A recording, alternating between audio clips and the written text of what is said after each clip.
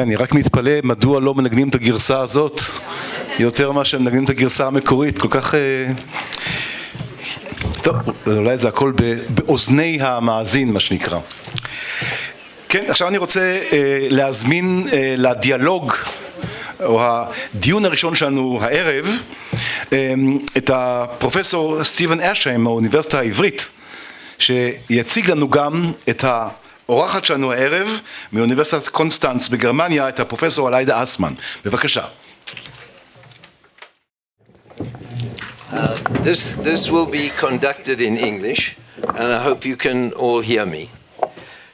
It really is not only an honor, but also a great pleasure to have as our guest of honor Professor Alida Asman, who is, first of all, a very great friend and supporter of Israeli academic institutions, and also a great friend of Israeli academics. I happen to be one, but I think there are many in this room who count themselves as such. For those of you who do not know much about Professor Asman, I could spend the whole half an hour we have on it, but I'm going to be very brief, just give you some notion. She is, amongst other things, a distinguished professor of English, of Egyptology, of literary and cultural studies at the University of Connstance. And particularly, I think perhaps what she's best known for is her work on memory. The work in general on memory, and particularly in cultural memory. A friend of mine, I don't think she's in the room now, described her as probably the only German academic rock star. We've had music, so I don't know if we're going to have much more music here with her, but I think it will be music to your ears. Her major distinction is between Erinnerung, which is personal memory, and Gedächtnis, which is public commemorative memory, and it's become a staple of much of the discussion around memory. So I want to begin on a very personal autobiographical note, and that is to say with regard to your own personal or autobiographical memory. And so my first question to you in this context is, why and how did you come across the whole story of German Jewry, and what role has it played in your moral, your political, and intellectual life? You've got about 2 minutes to answer that question. But having said that, once you give the answer, I think the person who told me about the rock star is in the audience. At a later stage, I will ask you about what it means collectively, but let's start with your own autobiography. Thank you very much, Steve. I take this opportunity also to thank the Leo Baeck Institute for this invitation, which is a pure honor for me. It means a lot for me to be in this room with so many people whom I admire and with whom I have close ties that have grown over the years. So now you ask me about my own memory. Well, I think I have to go back quite far. I think I was 14 when my parents sent me to England, to London. It was a custom that all my siblings were sent to London to a family to acquire English and to learn about the accent in this native context. But we were sent to a family with a very strong German accent, heavy German accent. And that had to do with a backstory, which I learned much later, because the wife of this family, Ursula Hulme, and then Hume, she was a friend of my mother in the late 30s in Berlin, and my mother happened to be the last personal contact of this Jewish friend before she emigrated. And this friendship was continued, so we acquired our English through this German accent in London with his family. But the story was something that we learned much later about. I had another emigre friend, remigre friend in Heidelberg, the poet Hilde Domin. She came back to live in Heidelberg with her husband. They had both had left Germany in the 30s. And through her, I learned what it meant to have this immigration biography. They had gone via Italy and England to the Dominican Republic and came back to Germany because she wanted to become a poet and wanted to live within the German country, language vicinity. And with her, what impressed me most was this sense of deep insecurity, a kind of threat, constant threat, a deep scar, always on the alert if there were any anti-Semitic stirrings in post-war Germany, and always ready to pack the suitcase to move again. So that was another very impressive contact. Later on, I had friends and scholars. I could mention Jakob Taubes, who came into our family and initiated us also to Jewish rituals, celebrating Shabbat, and Emily Goodman-Tau is here, who also celebrated Shabbat with us in the family. But then also I would like to mention Jeffrey Hartman, who became a lifelong time teacher because he came back to Germany, first of all as a GI in the 50s, and then later on as a professor. And I had the benefit of listening to him almost every year since the 70s, so he also became and is still my revered teacher. These are examples of German Jewish culture, how they impressed me and how they formed me and shaped me. Maybe you could say one or two words also about the intellectual influence it's had on you, or even the political influence it may or may not have had on you. Well, it certainly had a huge influence. When I started studying, all of this became obvious much more, of course, in retrospect, in hindsight. But the first book that I really started to learn and immerse myself in and start digging into was by two authors called Raymond Klebanski and Fritz Sachsel, and it was on melancholia. And it then turned out I was sort of catching a thread of a huge web in texture, which was the Warburg School. And the Warburg School also became for me a lifelong companion. I'm right now preparing actually an exhibition in Connstance on Warburg's sketches, which he made when he was in Connstance, which is Kreuzlingen, the other half of Connstance, when he was there in the clinic of Binswanger for 4 years to recover from a psychic breakdown. And Warburg actually became also one of these towering giants, intellectual giants, very isolated figure, who really is in the foundations of German cultural studies, which was just mentioned, and I should also mention Ernst Cassirer. So they are all around me, and I'm living with them, as it were, in my academic life, but also in my personal life as towering figures. Okay. Well, I want to relate to Professor Feiner's comments, and I think every word, every 5 motivations he spoke about are completely valid. But we're at a birthday party. And given that we're at a birthday party, if I for a moment can deal with very old-fashioned contribution history. And what do I mean by the contribution history? Well, I think it would not be unfair to claim that from the period, the crisis was there.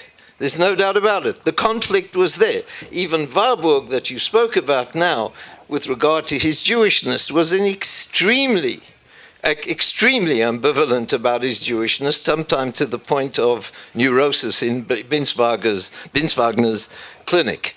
But from the period of the Enlightenment through 1933, in terms of cultural and intellectual creativity, I don't think has a parallel. No matter how one views the history of German Jewry, you can take Gershom Scholem's view that in many ways it was self-deluded, craving assimilationism, a history of defeat, although his own personal intellectual achievement was so great and was an example of meshing of German culture with his Jewish background. I do think that its creativity was quite unique, and that this Jewish encounter with Western culture, that meeting, that tension, that fusion, those conflicts were quite unique. And there is some truth, I'm getting to my question, I'm letting Professor out. There is some truth to my bar mitzvah book present. You remember most of us got bar mitzvah book presents, which is, they were all Jews. Marx, Freud, and Einstein. Three people who made much of what we consider to be the modern world. It's a pity Charles Darwin wasn't Jewish, but you can't help that. So, and it was Peter Gay who wrote, it was the greatest collection, the exiles from Weimar, amongst them mostly Jews, the greatest collection of transplanted intellect, talent, and scholarship the world has ever seen. So my question to you, at last, is this. What on earth explains this outburst, this gushing forth of intellectual and creative work? Well, that's a long and difficult question, but it is an obvious fact that it exists. This outburst of creativity, how is it to be explained? I'm not going to explain it in terms of genes. I'm going to try to explain it perhaps rather in terms of challenge and internal conflict. I was very impressed hearing that in some of these families of these towering figures whose names have been mentioned this evening already, the word Jew did not appear at all in the family. They very often encountered it outside on the street, very often by kids playing and vilifying or denigrating these people.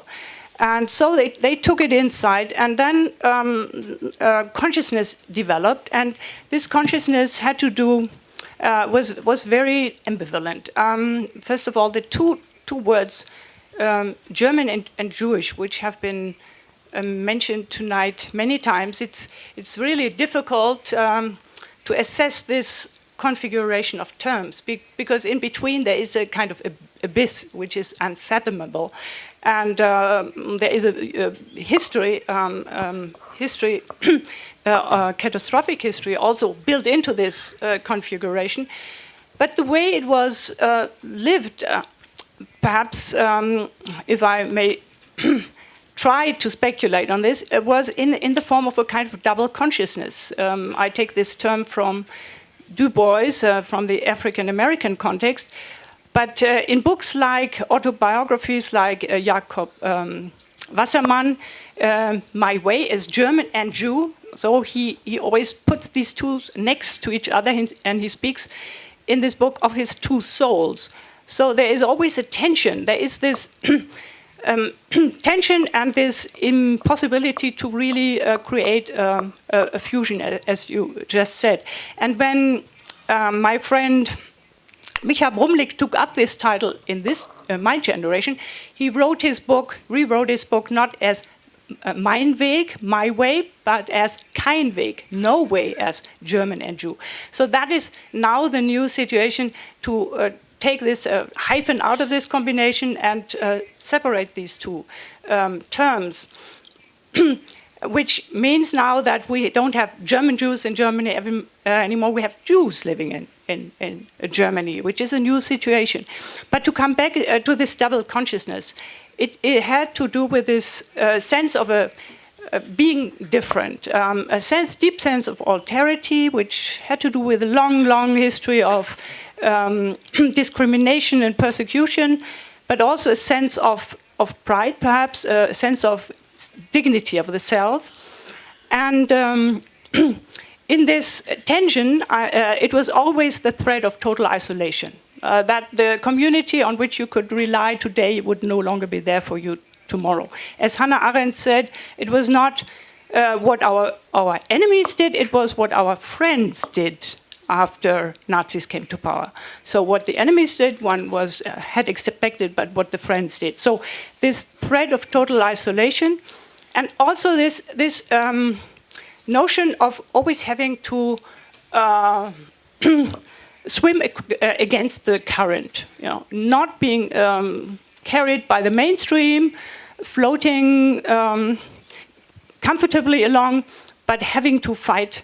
And I think this having to fight all of the time and this reflexive distance and all of that, I think, creates a complex which may perhaps contribute to an explanation to that enormous creativity, because it mobilizes so much intellectual energy just to live this tension. Yeah, well, first of all, just let me say that for a historian, there's always a problem when one writes Germans and Jews. In a way, it is not to respect the consciousness of German Jews in the pre-Nazi period, because they did not see that gulf as being that wide, and whether or not it was self-conscious, many of them did see themselves as fully embraced in German culture and keeping their Jewish identity, some more, some less. But I have no doubt that you're quite correct that tension accounts for a great deal of this intellectual creativity. I'm not sure that we lack it in this country at this particular moment either. But there is something quite interesting, that these personal Jewish conflicts, and it's virtually right through, even those who kind of wished it away, you will find in the documents there is always some kind of awareness of this tension. But what is interesting here, and that's why I say it's the meeting with Western culture that is so interesting, is that many of them were led from their own personal Jewish conflicts to much wider reflections and ruminations about the state of Western culture as a whole. And this became especially true after World War I. So let me just give you some examples and then ask a question. We have today many of the current intellectual icons in the West, especially I would say in America, but not only, who are examples of this. If you take for instance, Gershom Scholem, he is rethinking categories and Zionism. His own Zionism is a very idiosyncratic religious or theological kind of Zionism built on the older foundations. Franz Rosenzweig rethinks Judaism on a post-Hegelian basis, rejecting older normative approaches. Hannah Arendt, a kind of post-totalitarian, pluralistic view of politics, post-metaphysical. Leo Strauss remakes conservatism, also in a very idiosyncratic way. Adorno and Benjamin revise Marxism in a peculiarly Western mode. What is my point? We always think of German Jewry as the quintessentially liberal Jewry. Where are the liberals? All of these were rejections of liberalism. And so I know we did mention Ernst Cassirer. Thank goodness for Ernst Cassirer. So my question is, what is it in our reception of German Jewry that seems not to valorize the liberals? Well, I think in order to understand that point which you just made about these very different forms of what I would call reinventing Judaism at the beginning of the 20th century, we have to go back one step and look at what they were revolting against, why they did this. And I would like to introduce here two terms. And the first term is assimilation, and the second term is dissimulation. I'm not saying dissimulation, I'm saying dissimulation. Entähnlichung. and the other one is becoming similar, becoming not similar. So to start with the assimilation history, which came before, it is correct that they had the Jews who came to the European culture, or to German culture, had a particular intuition and a creative spirit how to create that culture and to co-create it. And it was the kind of culture that was developed in the 18th century, the sense or the notion of culture as an emancipated project, which is a kind of secular as a religion of art. You can, in a way, swap your religious tradition by buying into an aesthetic tradition, by really venerating music, painting, and literature, in particular the three forms of art, and creating this cult and canon of artists and art, and estimating that. And that was a very acceptable and very handy way of exchanging one tradition for another one, in the spirit of the 18th century of secularization.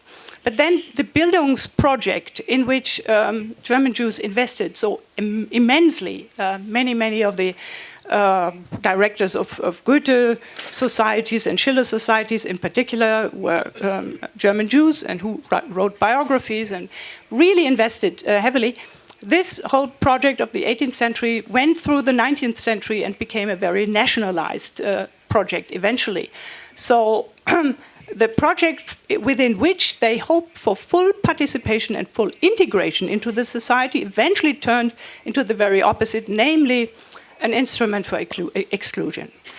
And here I would like to add that it is not only this Bildungsproject, but there is another second project of assimilation which is very important to remember, and I must say I had forgotten it totally until last year. Last year in Germany and all over Europe, we had a mega commemoration year, which was 2014. And throughout this year, we commemorated the Great War. And the first thing that we noticed in Germany was that nobody had ever remembered the Great War, because it was all about the Second World War, and especially the Holocaust, that had been at the center of German memory. And the First World War had been completely dropped. What had been dropped by forgetting this Great War was the huge commitment of German Jews in this war. I had the chance of writing a preface to an edition of Wartime Memories of a Jewish doctor, again from the vicinity of Connstainz, Nathan Wolf, who wrote 4 volumes and who was in the war from the first day to the last. He was a 150% patriot, not 100%. For him, it was the moment now to show that he was a real patriot and deserving full citizenship. And this was the reason why the medals were so important. So it was all about finally getting the full recognition. And by the way, this is also the reason why Freud was actually in favor of this war from the Austrian point of view, because again, he said now the Jews can prove their patriotism. And now, of course, after the Weimar Republic and after the Nazis came to power, these medals weren't worth the material, the metal out of which they were made. So that was a second history of not only failure, but terrible betrayal in a way. These were, however, forms now of assimilation, and there were Jews who already sensed that this project would fail. And I think and here I would like to mention Professor Dan Liao, from whom I learned in a lecture in Connstainz that for Agnon and Scholem, the Great War was not a project that interested them. They knew it was not their war, because they were already orienting themselves towards a totally different future. So they opted out of Europe at this time, And even before the war started, and not only after the war, as so many others did. And this is the moment of dissimulation. They started to recover and reinvent and define their own identity. And this is exactly what you told us about. We could also add Buber with his Hasidism and the stories as another form of strengthening Jewish tradition and creating an idiosyncratic, as you call it, a new mixture. So these were all forms, and we could also introduce Jacob Taubes with Gnosticism.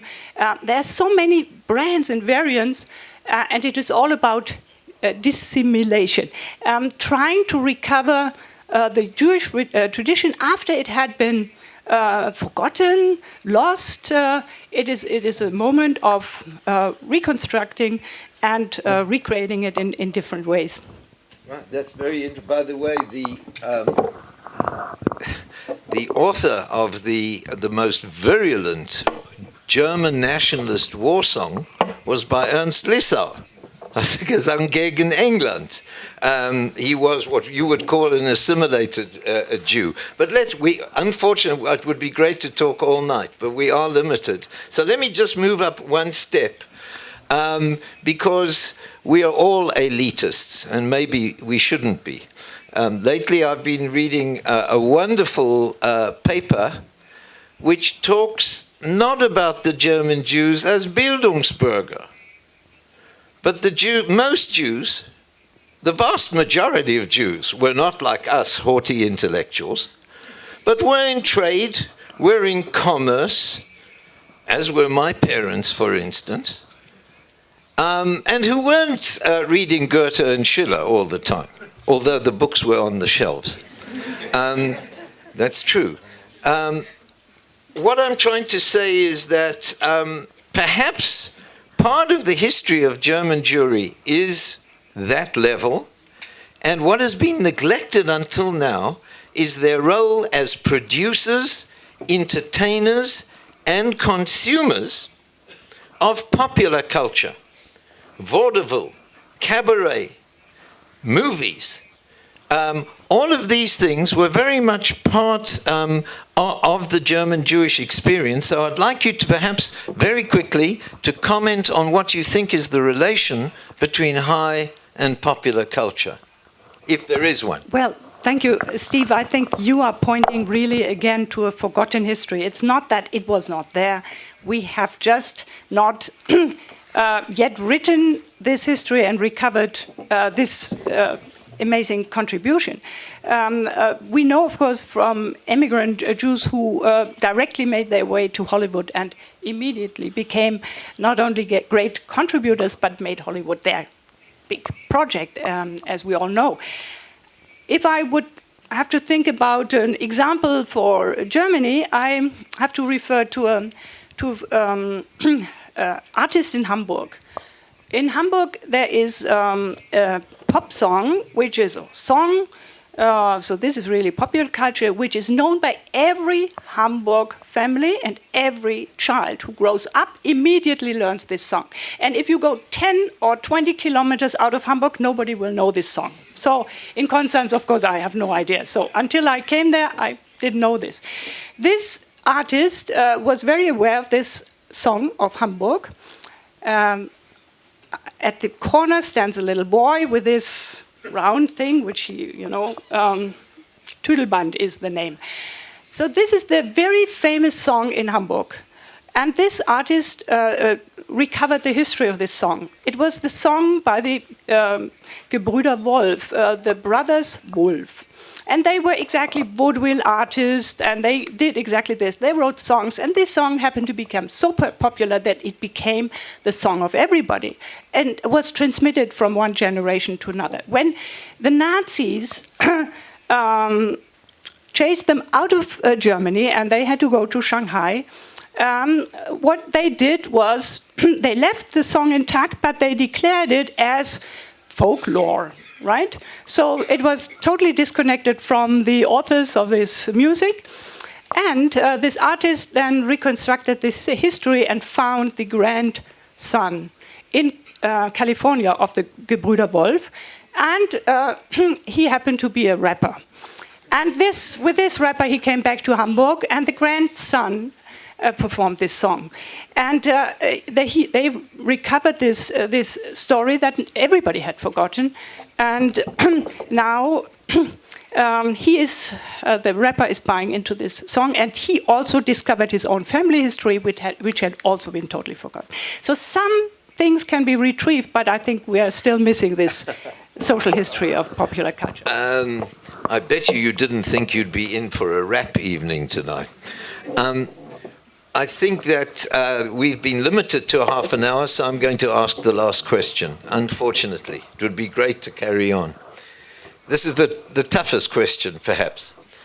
What, if any, should be the role of German Jewry in collective German memory? Well, thank you for this question. You introduced the distinction between Erinnerung and Gedächtnis. I would call it communicative memory and cultural memory. Communicative memory is the memory that we are transmitting and discussing and talking to each other in an interpersonal way. And within the family, also across generations.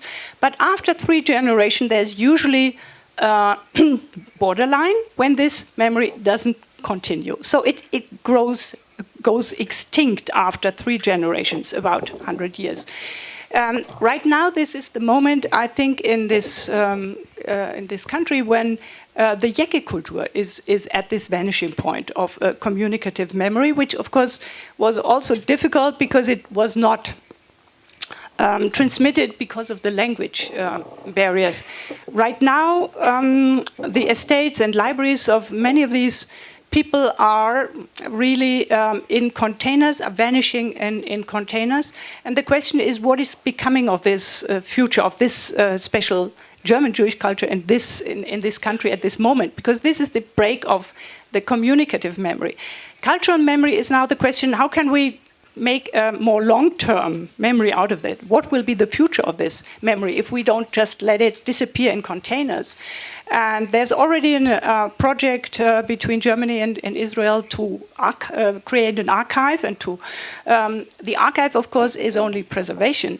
It is not yet transmitting it, but it is at least something that could be made accessible for younger generations to retrieve. In Germany, I think, of course, we have to, or we should not only honor the towering figures. We haven't talked about Walter Benjamin, who has become a really sacred text for my generation who had really the deep desire to break with its tradition, cultural tradition in Germany after the war, growing up in the 60s. The culture was no longer acceptable, no longer touchable. It had been contaminated. So an alternative culture had to be created, and this alternative culture was Jewish culture. Exactly this dissimulated culture, especially Walter Benjamin as an example. It was a culture or a tradition that had to do with rupture, that celebrated rupture and breaking, and the counter spirit. This was what was needed by the 68th generation, not the continuity of this old German Jewish product that we talked about, Bildung. That was equally rejected. But now this secular sacred text of Benjamin, especially the center of this icon of the angel of history in this 18th thesis of on history. So this is already in the canon, I would say, of German memory, and what should be added should be the longer history of which we talked about today, because it is a history of failure and catastrophe, but as such a history, given the many rich investments into this culture, the immense productivity. This is something that Germans should continue to remember and perhaps also create a shared memory between Israel and Germany within the framework of these two commemoration dates, something that we should make accessible for future generations so they can learn about this history about which we talk today. Thank you very much indeed. Thank you.